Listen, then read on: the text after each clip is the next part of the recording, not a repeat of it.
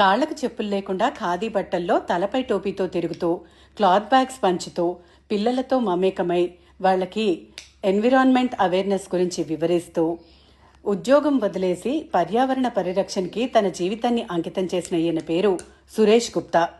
గ్రామీణ సంతకు విచ్చేసిన ఈయన పిల్లలకి ప్లాస్టిక్ని ఎలా తగ్గించాలి, వాటర్ని ఎలా సేవ్ చేయాలి లాంటి సస్టైనబుల్ డెవలప్మెంట్ గోల్స్ గురించి వివరించారు. మరి ఈయన మాటల్లో కొన్ని సస్టైనబుల్ ప్రాక్టీసెస్ గురించి తెలుసుకుందాం. నమస్తే అండి.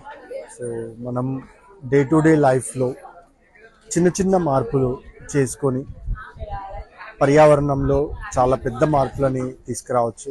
దాంట్లో అతి ముఖ్యమైనది సెగ్రిగేషన్.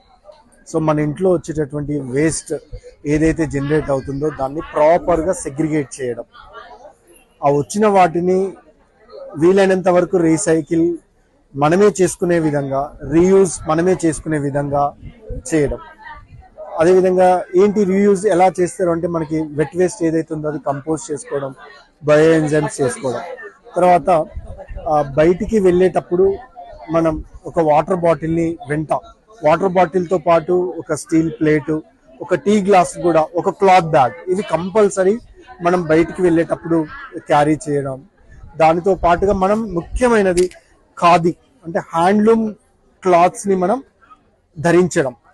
దానితో పాటుగా మనం నేచురల్ ఫార్మింగ్ ఎవరైతే చేస్తున్నారో వాళ్ళ దగ్గర ఆ ఉత్పత్తులని కొనుగోలు చేసి మనం పర్యావరణాన్ని కాపాడొచ్చు.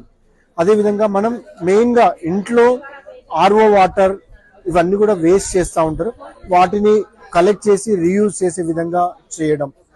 తర్వాత మనం లైట్స్ ఎనర్జీ అనవసరమైనప్పుడు ఆ ఎనర్జీని ఆఫ్ చేసేటటువంటి ప్రయత్నం చేయడం.